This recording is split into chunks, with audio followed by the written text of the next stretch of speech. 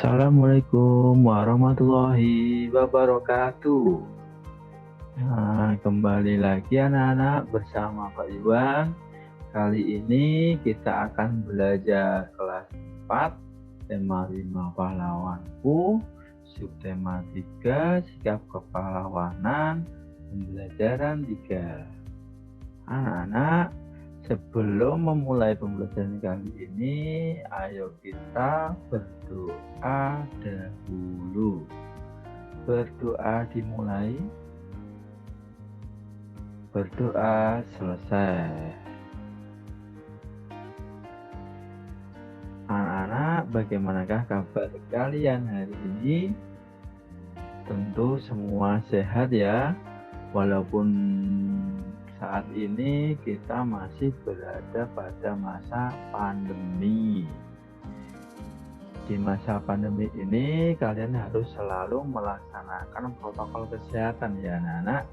Ingat 3M, yaitu yang pertama mencuci tangan, yang kedua menjaga jarak, dan yang ketiga adalah memakai masker. Anak-anak, sebelum pembelajaran dimulai, untuk memberikan semangat kalian dalam mengikuti pembelajaran ini, mari kita menyanyikan lagu Garuda Pancasila. Ayo coba kita nyanyikan bersama-sama. Garuda Pancasila,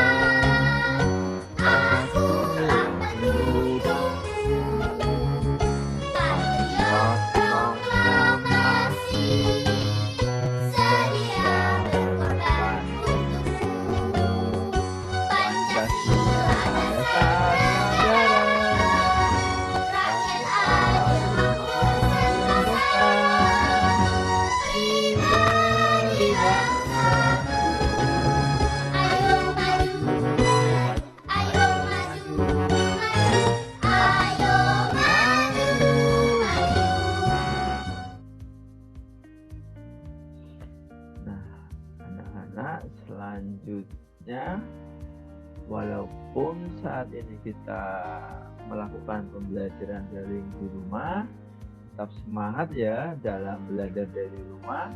Belajar dengan disiplin, percaya diri, dan tanggung jawab. Kemudian selalu aktif dalam melaksanakan pembelajaran. Seperti apa yang dikatakan oleh Insinyur Soekarno, yaitu bermimpilah setinggi langit. Jika engkau jatuh, maka engkau akan jatuh di antara bintang. Artinya apa anak-anak? Raihlah cita-citamu setinggi mungkin, walaupun dalam meraih cita-cita ada kegagalan. Maka kegagalan itu adalah hal yang baik daripada orang lain yang tidak berusaha. Lanjut anak-anak, tujuan pembelajaran kali ini nanti kalian diharapkan mampu mengumpulkan informasi tentang sikap kepahlawanan. Kemudian yang kedua, memperjelas informasi tentang sikap kepahlawanan dengan cara lisan. Yang ketiga, membuat peta konsep tentang sikap kepahlawanan. Yang keempat, menemukan sikap kepahlawanan yang dimiliki oleh masyarakat. Yang kelima, menganalisis sifat-sifat cahaya. Kemudian yang keenam adalah membuat laporan percobaan tentang sifat cahaya. Sebelum kita memulai pembelajaran hari ini, coba perhatikan gambar ini. Kira-kira ini gambar apa ya? Iya, betul. Ini adalah gambar seorang anak yang sedang menolong temannya yang jatuh dari sepeda. Nah, anak-anak, kira-kira hal baik apa yang bisa kamu contoh dari gambar tersebut? Adakah sikap kepahlawanan yang ada di gambar? Iya, benar. Yaitu sikap menolong teman tanpa pamrih. Sikap kepahlawanan ini juga dimiliki oleh pahlawan nasional. Indonesia itu mempunyai pahlawan nasional yang berjuang merebut dan mempertahankan kemerdekaan. Kira-kira siapa sajakah ya mereka? Mungkin ada yang pernah tahu, ada yang sudah mendengar. Pahlawan-pahlawan nasional itu diantaranya nanti ada Soekarno, Raden Ajeng Kartini, Pangeran Diponegoro, Pattimura, Sultan Hasanuddin, dan lain-lain. Nanti kita akan belajar banyak tentang perjuangan mereka. Perhatikan ini, salah satu peninggalan raja-raja pada masa Islam yang diwariskan adalah sikap kepahlawanan. Sikap ini itu yang mempengaruhi sikap para pejuang pada masa penjajahan Belanda. Perhatikan bacaan berikut ini. Ayo kita membaca bersama-sama. Pahlawan Indonesia. Pahlawan adalah seorang yang berjuang untuk negara. Setiap negara mempunyai pahlawan nasional. Dia melakukan sesuatu yang berani dan membanggakan. Indonesia memiliki banyak pahlawan yang telah berjuang untuk kemerdekaan. Mereka berjuang mengangkat senjata untuk mengusir penjajah dari Indonesia. Kemerdekaan yang kita nikmati sekarang tidak lepas dari perjuangan dan pengorbanan yang dilakukan oleh para pahlawan. Mereka bukan hanya mengorbankan harta, tetapi juga jiwa dan raga. Karena perjuangan mereka, kita dapat menikmati kebebasan dalam menentukan cita-cita, mendapatkan pendidikan, dan mengemukakan pendapat. Nah, anak-anak, dari banyak pahlawan tadi ternyata juga banyak pahlawan dari berbagai wilayah di Indonesia yang berjuang demi kemerdekaan dan kemajuan negara kesatuan Republik Indonesia. Sekarang kamu juga akan mengenal beberapa pahlawan nasional. Bagaimana perjuangan mereka, sikap apa yang mereka miliki, bagaimana strategi mereka dalam berjuang. Ayo kita cari tahu lebih lanjut. Perhatikan, di sini ada gambar peta Indonesia. Berikut adalah pahlawan yang dimiliki bangsa Indonesia pada masa penjajahan. Sikap kepahlawanan mereka tidak jauh berbeda dengan sikap-sikap yang dimiliki oleh para raja. Ini di sini ada peta Indonesia ya anak-anak, ini Indonesia. Nanti di sini ada bagian pahlawannya. Nah, ini. Ayo kita pelajari satu-satu perjuangan para pahlawan Indonesia. Yang pertama ini ada Cut Nyak Dien yang berasal dari Aceh.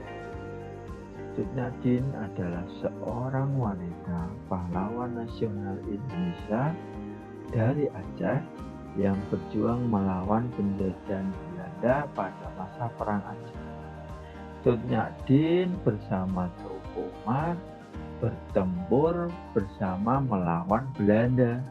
Namun Teuku Umar gugur saat menyerang Maulaboh pada tanggal 11 Februari 1899, sehingga ia berjuang sendiri di pedalaman Laboh bersama pasukan kecilnya. Kemudian ada lagi pahlawan yang kedua. Di sini ada Sisingamangaraja yang berasal dari Sumatera Utara. Sisingamangaraja 12 adalah seorang raja di negeri Toba, Sumatera Utara, antara tahun 1883 sampai 1884. Sisingamangaraja 12 berhasil melakukan konsolidasi pasukannya.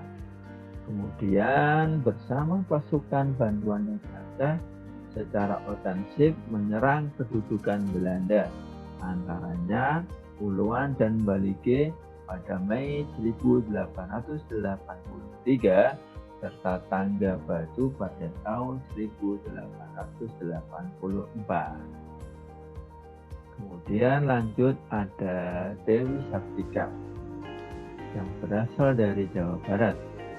Dewi Sartika ini adalah seorang pahlawan pendidikan, pahlawan nasional sekaligus tokoh panutan di kalangan masyarakat Sunda.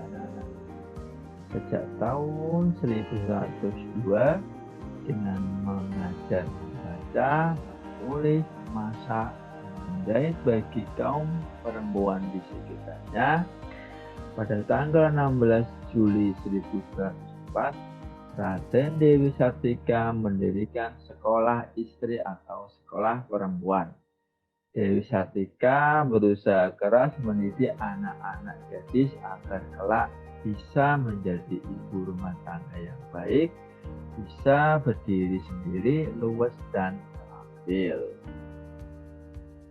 Kemudian selanjutnya ada Pangeran Antasari dari Banjarmasin. Kita lanjut, ada Pangeran Diponegoro dari Yogyakarta. Lanjut lagi ada Pangeran Patimura. Coba kita dengarkan perjuangan Patimura. Patimura itu bangkit memimpin rakyat Maluku melawan kekejaman Belanda. Pihak Belanda menguasai perdagangan rempah-rempah di seluruh kepulauan Maluku. Rempah-rempah di seluruh kepulauan Maluku pada tahun 1817. Perlawanan rakyat Maluku yang dipimpin oleh Patimura itu berhasil merebut benteng Dustet di Saparua. Perlawanan Patimura itu meluas ke Ambon, Seram, dan tempat-tempat lainnya. Kemudian untuk gambar terakhir di sini ada Silas Papare dari Papua. Perhatikan kalian dengarkan perjuangan Silas Papare. Silas Papare itu adalah seorang pejuang penyatuan Irian Jaya Papua ke dalam wilayah Indonesia. Perkenalannya Samratulangi semakin menambah keyakinan dia bahwa Papua harus bebas dan bergabung dengan Republik Indonesia. Akhirnya ia mendirikan Partai Kemerdekaan Irian (PKII) pada bulan Oktober 1949 di Yogyakarta. Ia juga mendirikan Badan Perjuangan Irian di Yogyakarta dalam rangka membantu pemerintah Republik Indonesia untuk memasukkan wilayah Irian Barat ke dalam wilayah Republik Indonesia. Nah, anak-anak, itulah perjuangan para pahlawan nasional di Indonesia. Ya. Nah, berdasarkan perjuangan pahlawan tadi, anak-anak, kalian coba kerjakan ini ada tabel ya anak-anak, apa yang kamu ketahui tentang sikap kepahlawanan dan apa yang ingin kamu ketahui lebih lanjut tentang sikap kepahlawanan. Dua tabel ini dinamakan tabel KW, yaitu tabel know what. Know itu apa yang kamu ketahui dan what itu apa yang ingin ketahui lebih lanjut.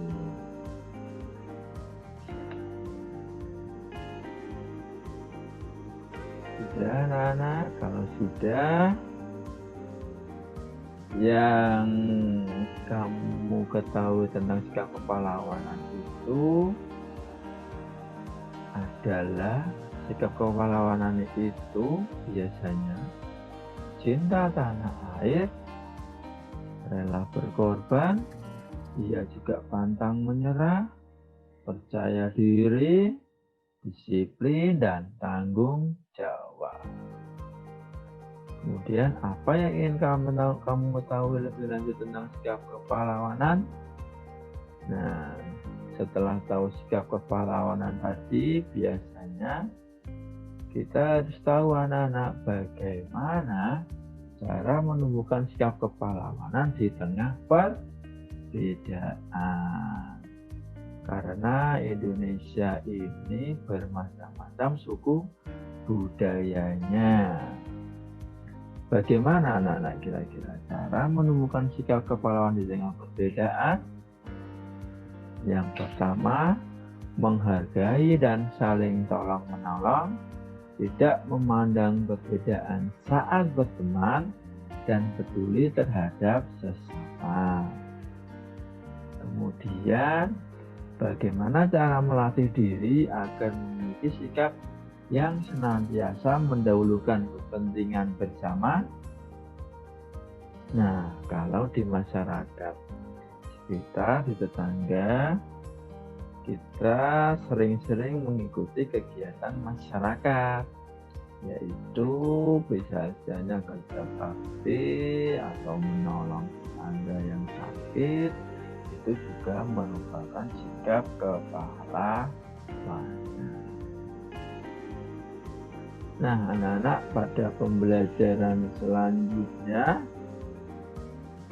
kita akan belajar lebih lanjut tentang Kapiten Patimura. Perhatikan ini anak-anak, Kapiten Patimura adalah pahlawan dari Maluku. Beliau lahir pada tanggal 8 Juni 1783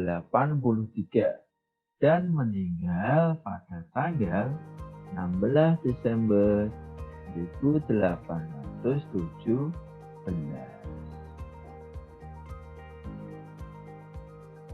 Patimura bangkit memimpin rakyat Maluku melawan kekejaman Belanda. Pihak Belanda menguasai perdagangan rempah-rempah di Kepulauan Maluku. Rakyat diharuskan menjual hasil pertaniannya dengan sangat murah dan bahkan harus menyerahkan beberapa bahan pangan kepada Belanda. Pada tahun 1817,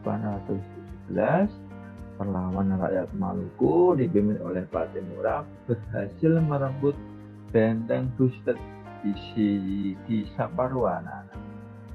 Perlawanan Patimura kemudian meluas ke Ambon, Seram, dan tempat-tempat lainnya. Setelah berulang kali melawan pasukan Patimura, Belanda akhirnya meminta bantuan pasukan dari Jakarta. Keadaan menjadi berbalik. Belanda makin kuat dan rakyat Maluku terdesak. Akhirnya Patimura tertangkap Belanda. Pada tanggal 16 Desember 1817, Patimura menjalani hukuman mati di tiang gantung. Itu bacaan dari Patimura, perjuangan Patimura. Setelah membaca tadi ya anak-anak, Coba kalian membuat ini ya, peta konsep sikap kepahlawanan. Kira-kira sikap-sikap apa saja yang dimiliki oleh Pattimura? Iya, betul anak-anak. Sikap Pattimura itu dia adalah seorang yang pemberani, bekerja keras, pantang menyerah, dan rela berkorban.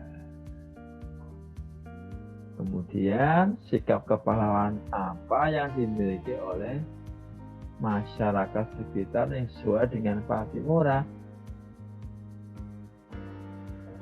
Iya, betul. Jujur dan bertanggung jawab, membantu tanpa pamrih dan ikhlas, mengutamakan kepentingan umum, berani membela kebenaran.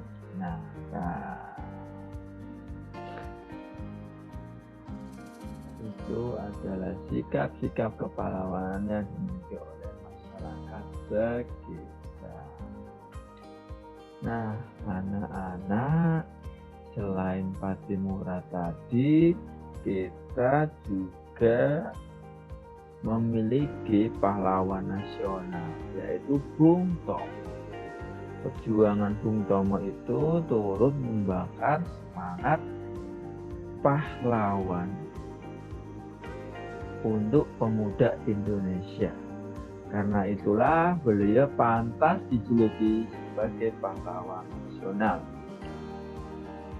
Perhatikan ini anak-anak, ini adalah salah satu peninggalan dari Bung Tomo, yaitu ada mobil. Mobilnya ini berjenis mobil Opel Kapitan. Tahun pembuatan mobil ini adalah 1956. Ini nomor mesin mobil ini dibuat oleh Jerman.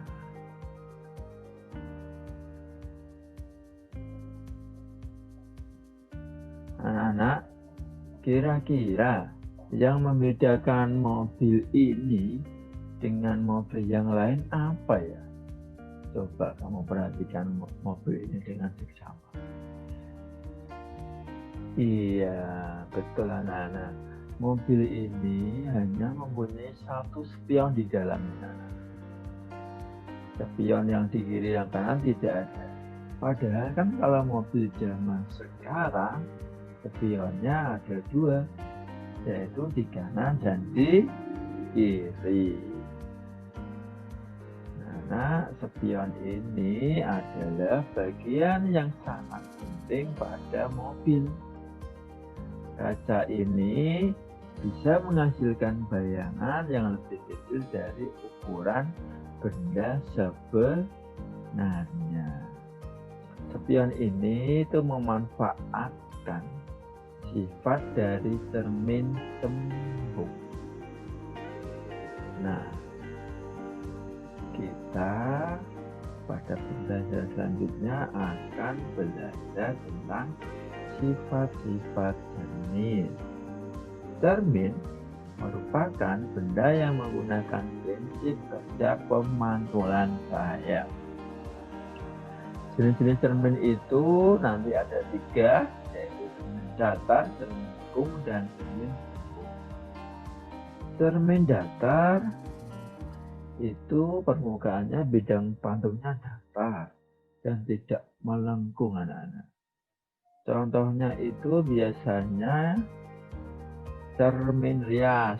Kita kan biasa ya selalu bercermin tiap pagi, misal kalau mau berangkat sekolah. Nah, ini dia menggunakan prinsip cermin datar. Yang kedua ada cermin cekung. Bidang pantulnya itu melengkung ke arah dalam. Contoh, reflektor pada lampu mobil dan senter. Kemudian yang ketiga ada cermin cembung, yaitu permukaan bidang pantulnya melengkung ke arah luar.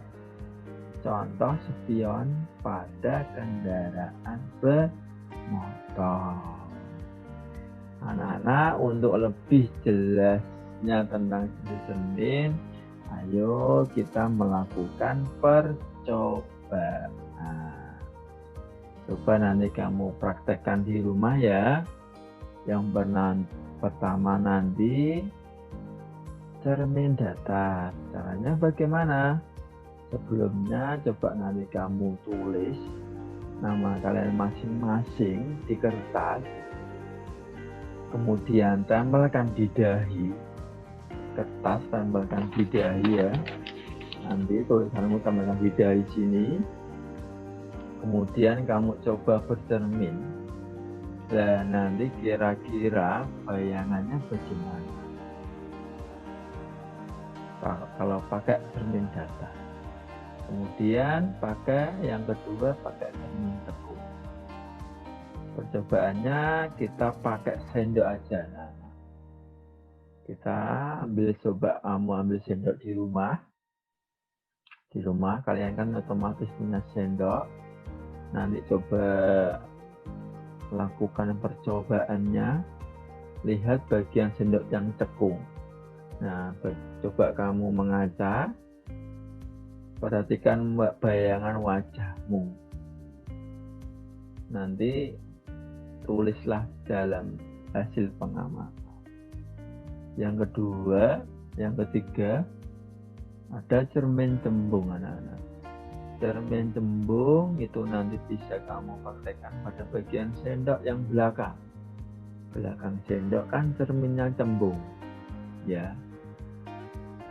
Nanti coba kamu tulis di dalam hasil pengamatan anak-anak untuk mengetahui sejauh mana percobaan kalian berhasil apa tidak. Nah, nanti kalau jawaban kalian benar, cermin datar itu nanti mempunyai sifat yang sama tegak, tetapi sisinya terbalik.